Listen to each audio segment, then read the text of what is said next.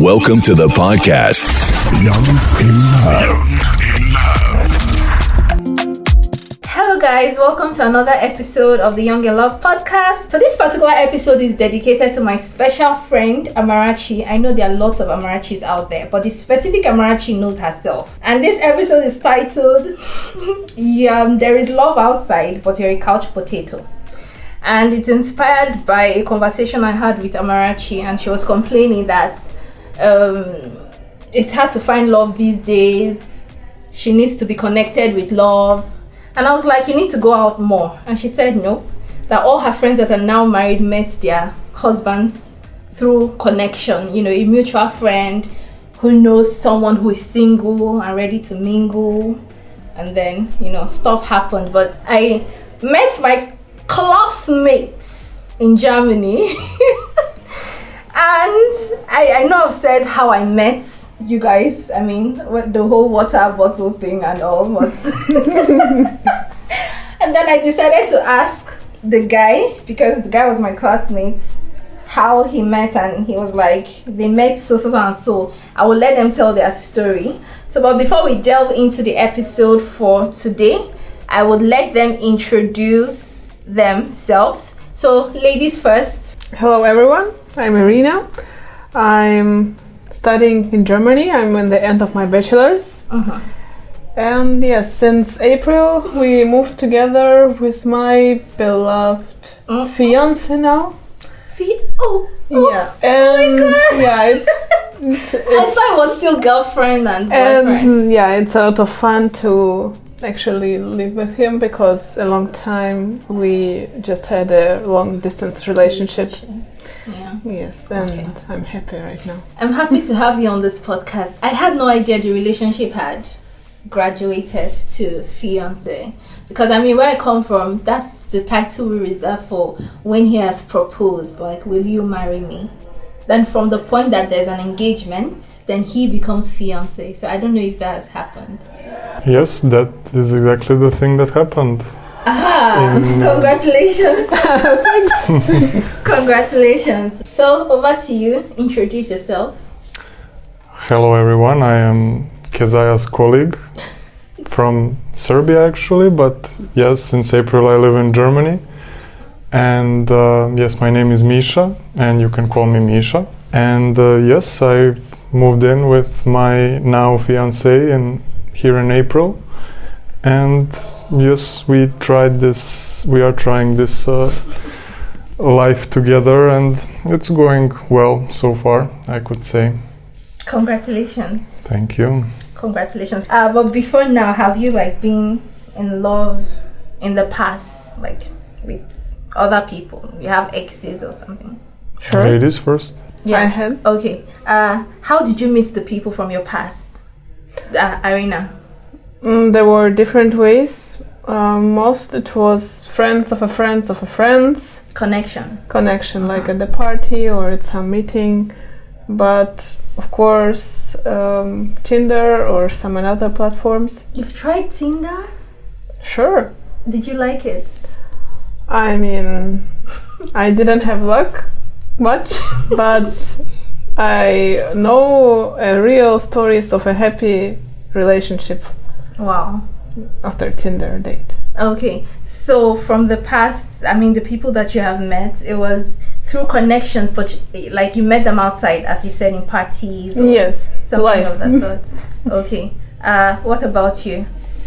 Yes, I've certainly had exes.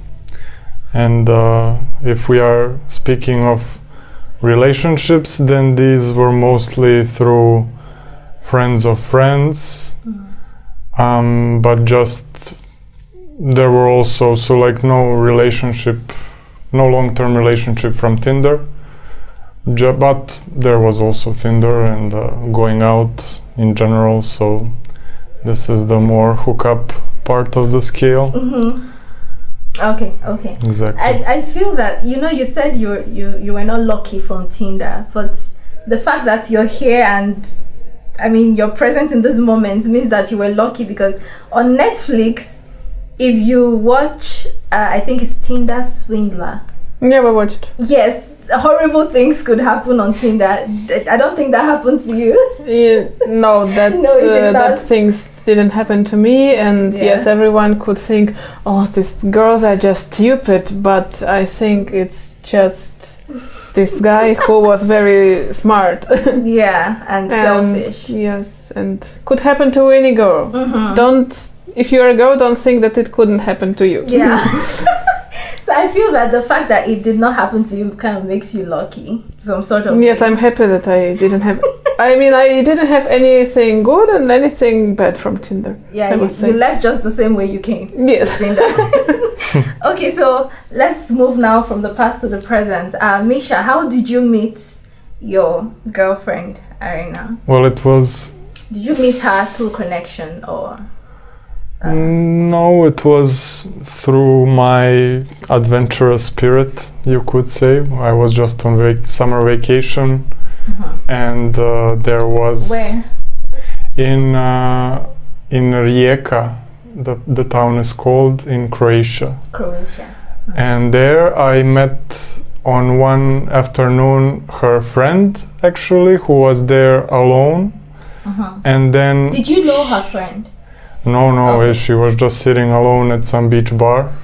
And so I approached her, and then we had a beer, and then we said goodbye, exchanged contact info, like maybe we will change. And she mentioned that she has a friend who is coming over soon. And this soon was actually the next day. And then we met. So the afternoon after that, I came to the same beach, and... Hold on. Did you come to the same beach specifically to meet her friend? Oh, it's just the best beach, I would say. And I had her contact info in either case.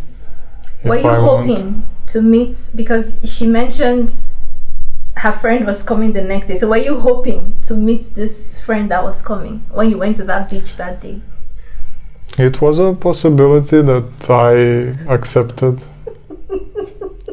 It's just anything could happen. I mean, I was alone that vacation, so it's really flexible what you can accomplish.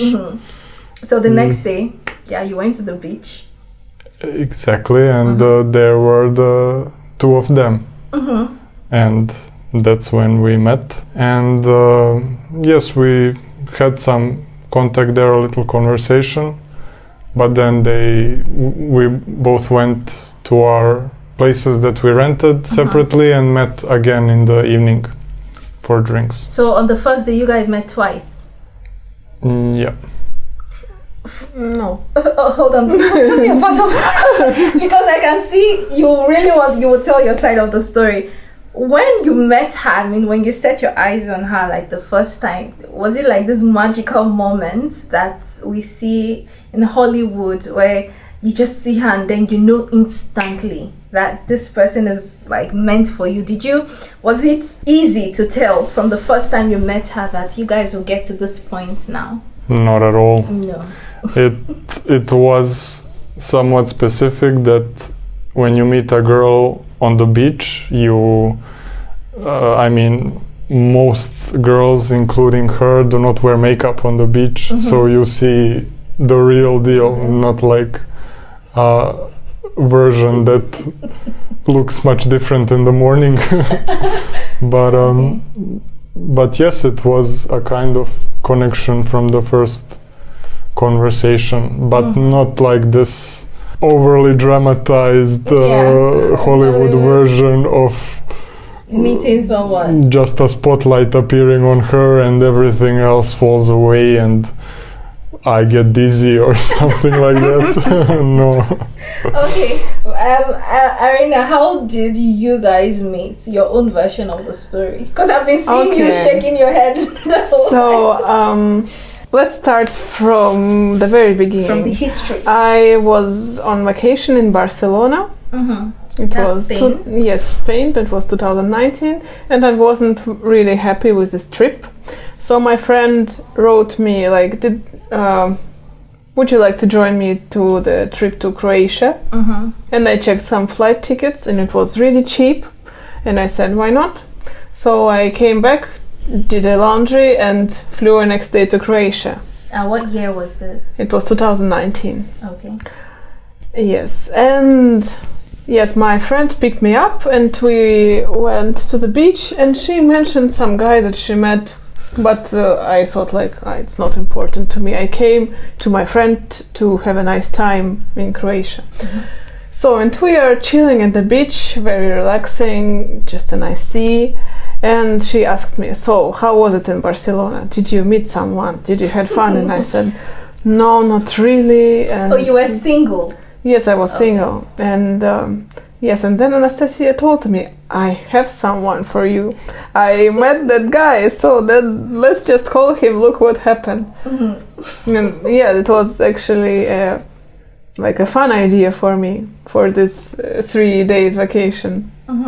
And I also didn't think about something real, because you are only 3 days there, and this guy is not from Germany, the place where I lived and living now, actually. Yes. And yeah, I didn't plan anything serious, but we met on the beach and we had a nice conversation. We played, had fun in the water. And yes, I think I mixed some days, and it was actually the second day my second day in Croatia when we met. And yes, in the evening we went to some beer garden, had some nice beers, got a little drunk. I mean, the both of you. I was drunk. I don't know about Miša, but I think Miša, yes. were you drunk too? Yes. Okay. Yes, so it was a lot of beer. Yes, and I felt some really strong connection to this person. And in the evening or the first time? Yes, it was actually one day when we saw each other, but I already felt this connection. And it was unfortunately his last day in Croatia, so the next morning he needed to leave. And that made me really sad, but yeah. I should say I already looked the flights to Belgrade when he left Croatia, so like how can I get there to him? So when you vacation, I mean, before you met Miša, did you always have it at the back of your mind that you could meet someone when you visit a new country? Someone that you could fall in love with? Fall in love not, but some fun, I would say yes. Like, how would you define this fun? Like, I don't know, some vacation, romantic evenings. Okay, and so when you went to Barcelona and that wasn't happening? Yeah, that wasn't happening. Okay, so your friend at the time, was she single? Yes, she was single. If she was single, why was it you that she... I mean, or she wasn't probably wasn't single, she but looking out for herself as well? No, I mean, every woman is looking out for herself in any moment, but I think, yes, she was actually in a relationship, but not a good one. And is it Miša wasn't her type? This is actually an open question for me. Really, did you because ever think of it? Yeah, still an open question for me. Why Miša took me and not my friend? Miša, why? Open question. Why? Why was it her and not her friend? Did you ever think of it? Like, has it ever crossed your mind? Well, just I would say the conversation went a little smoother. Just a little. It just naturally happened that way. Yeah, naturally. Personally, I think it's very important that conversations are as organic as possible, very natural. So, let's move on. Do you know of any other couple, Miša now? Do you know of any other couple that found love in a somewhat similar way? I mean, at the beach, somewhere outside in a party, at school, work. Just outside of their comfort zone, I mean, outside of their home. Well, plenty of them met their girlfriends at some party, usually like but I mean it's still a party in an apartment where it's friends of friends, those types of connections. But mostly, I think the long-term relationships, at least of the people that I know, mostly come from friends of friends. Connections. Yeah. Oh, Amarachi would be happy right now. But that's just, I mean, Serbia, I don't know. Okay. It's probably different in other social circles and so on, but in my case. Yeah. Irina, do you know any couples that found love in a similar way? I mean, that found love outside? Yes, sure. Lots of couples were built in the school, but it was in Russia. Yes, I'm from Russia. And but most couples, I would say, they met each other in social networks like Tinder or Instagram or some. Yeah, or Facebook or... Really, I just counted it in my head now, and most of them are from social networks. Social media. I personally agree, because for me, 1, 2, I think 1, 2, yes, 2 of my past relationships were from social media. Yeah, from social media, and maybe even now as well. So, do you think that it's more possible to meet the love of your life in that kind of way, social media or like a social gathering or something, than being connected to the love of your life? Which is more likely to happen? I would say you never know, but the social media, it's like when you are really looking for it, you will for sure find someone, because on Tinder there are both sides that are looking for something that will somehow connect them. Someone is looking for one night stand and someone is looking for a long relationship. But it's just things that are happening outside. We didn't plan to learn each other at the beach in Croatia, so it just happened. It just happened.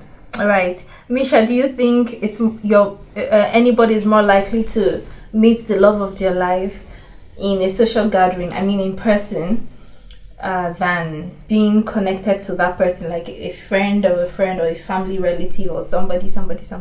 Which one do you think is more likely to happen, I mean, in this time and age? Well, it depends what kind of profile you can make on social media. So like if it has photoshopped pictures and so on, you might get some results that will translate poorly into real life.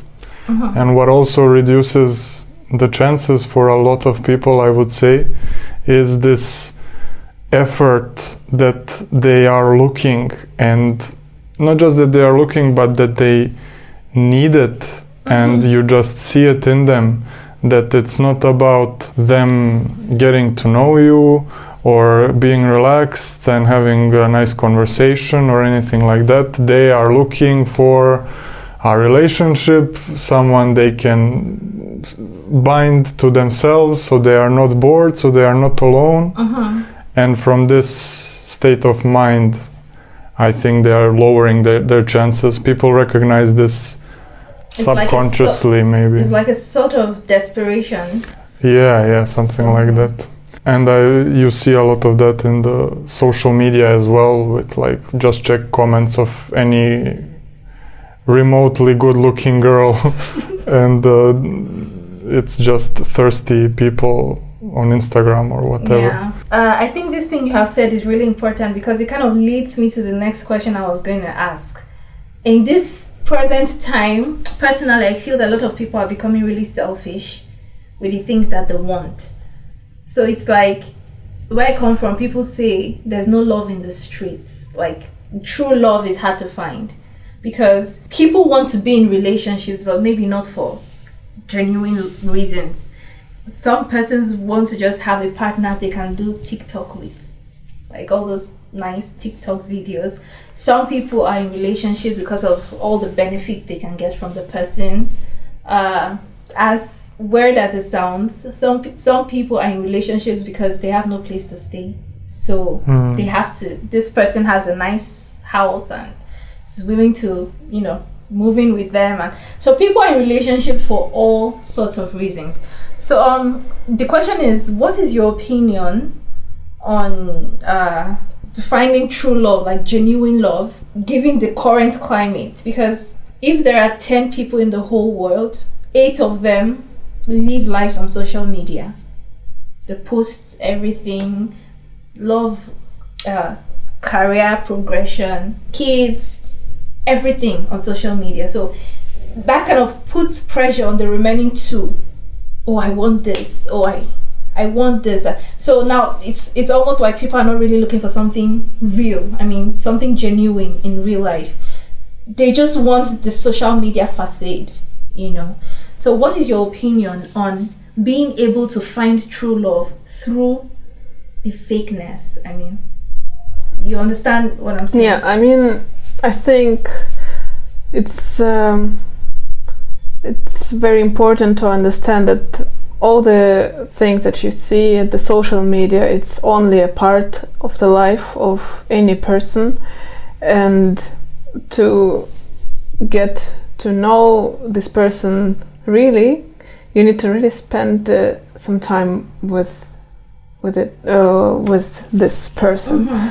Yes, and maybe you will open even more sides of it and get this person really better in some ways. I think nothing can change the real time. Social media life can't replace the real life. That is what I mean.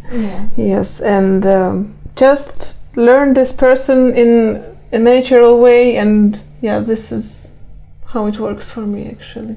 Okay. I know my friends also post a lot of things, but like they are drinking some nice cocktail, they are going there, they are going in another place the next day, and in a personal messages they write how are they tired, how they want to go home. I don't know, it's just an example.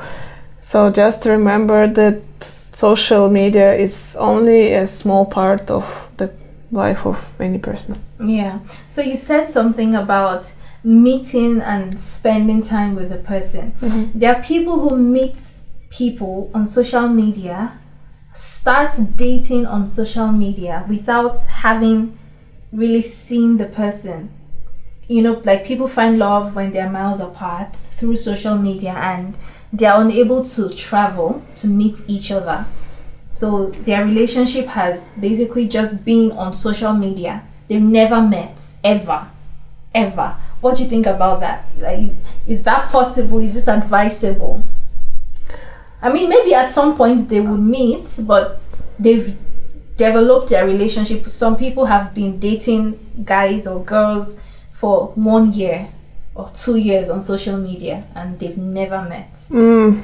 That would be really nothing for me, because I have a very experience of that, because we had a really long time relationship, long distance relationship, and yes, actually our relationship could be named as social media relationship, because there was times when we didn't see each other for 8 months probably, and that was really hard. It was hard, and like you can see him, but you are also not supposed to learn someone.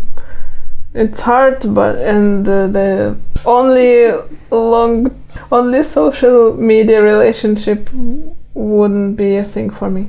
Yeah, it's not your thing at all. I get it. What about you, Miša? I mean, considering the current climate for love or of love, how do you, the same question that I put to her, when it comes to finding genuine love, true love, what is your opinion? How should people break through this fakeness, or this social media facade, or whatever it is, to find real love, to find genuine love? Well, I would differentiate between objective circumstances that because of which you can't be with someone, and then just this kind of surrogate relationship that you maintain only virtually because you are scared of meeting in real life or something like that. I think that's just a poor simulation of real life. It's still some kind of connection, but it's not really real. You say social media is a poor simulation of real life? Yes, I would say it might be a matter of personal taste, like maybe someone doesn't like the smell of other people or something like this. They just prefer to stay alone. But it's like Irina said, it's not for me.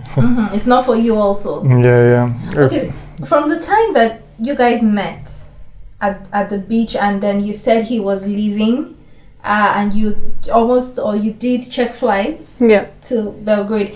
How long from when you saw at the beach till when next you met? I mean, how long did it take till you met again after the beach? I think it was 2 or 3 weeks. Yes. And then I was in Belgrade already. Oh, you flew to his country? I flew to his country. Yes. Miša, what did that do to you? Did it make you feel like Irina was someone who was going to take you seriously? I'm sure maybe there were other people at the time that could have been options, but did he take her to the top of the list? I mean, in terms of scoring points, did it make you feel that this one is going to be serious? I mean, for something good. Well, I wasn't aware at which moment did she check the flights, but I did invite her after a few days because we were texting intensely, you could say, when I left Croatia. And yes, I just said like I'm working Monday to Friday, but you might come, I might take a longer weekend or something like that. And yes, I was flattered that she would come, and I was also glad because I knew she would just have a great time. I would Did show you have her a great time? a nice time in Serbia. Yes, I had a great time. Nice. Yes, but I mean, in the beginning, girls behave like they are princes. They pretend that they don't eat a lot. Yeah. So Miša wasn't feeding me. And yeah, I will remember this. Miša, you were starving her. That's what she just said. It was a test. And It was a test? She passed it. How did she pass it? I mean, she wasn't requesting for more food, or she was requesting for more food? No, we just were walking the whole day, and I knew that people in Serbia didn't earn so much, so that maybe he couldn't afford a restaurant or something, but at some point I got really hungry. But I was. What did you tell him? I was shy, and I didn't tell him that I was hungry. Miša, was that the case? I mean. No, she said it, but it was in a very subtle way, like not like, oh, I need to eat, but it was like, oh, we really could eat something. And I just had a plan to, like, I must cook the next meal, but it was just this time outside was kind of extended a bit longer than planned. But yeah, she will never forget it. I know. So which was it? Was it really a test, or you just wanted to make sure you cooked something for her?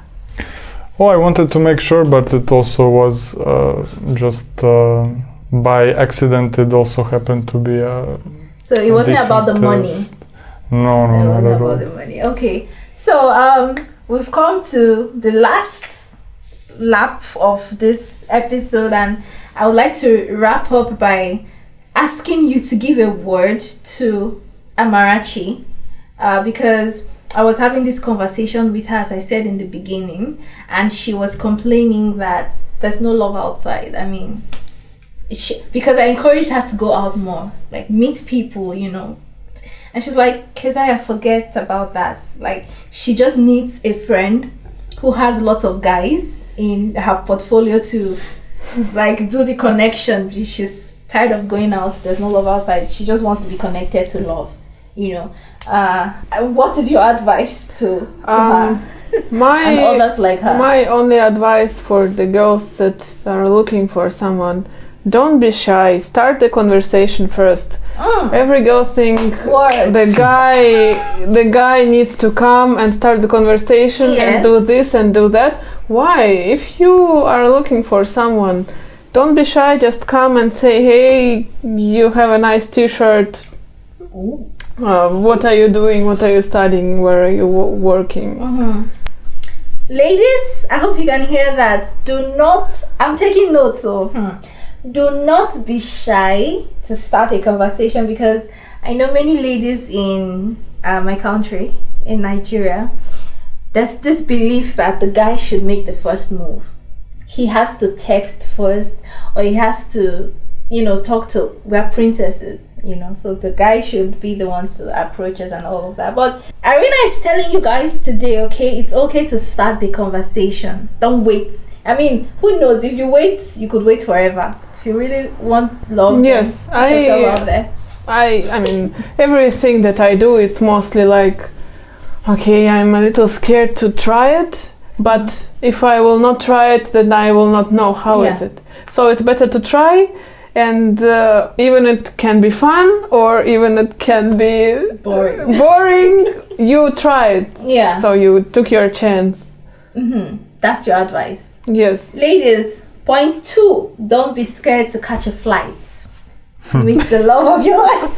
Yeah, exactly. Because you never know. You just never know. She got a ticket to Belgrade, guys. Yes, my whole family, my whole friends said, like, Irina, it was just a vacation affair. What are you doing? Yeah. Why are you flying to Belgrade? It's Serbia. Where is it? And I'm like, okay, we will see. If I will not do it, I will regret it. So, point 3, ladies. There's gonna be naysayers. There's gonna be people who will tell you you're crazy. There's gonna be people who's gonna tell you, that was just a, what did you call, vacation affair, okay? Or that was just a party affair. Just like Irina, do not listen to them. Get on that flight anyways. At least I would see a nice capital of Serbia. Right. So, point 4, ladies. Even if it's not worth it at the end of the day, at least you've gone somewhere new. You know, it's not all negative. There's a good side to it as well. So I hope you're taking notes, guys, because the woman and preacher of love is giving you tips. Okay?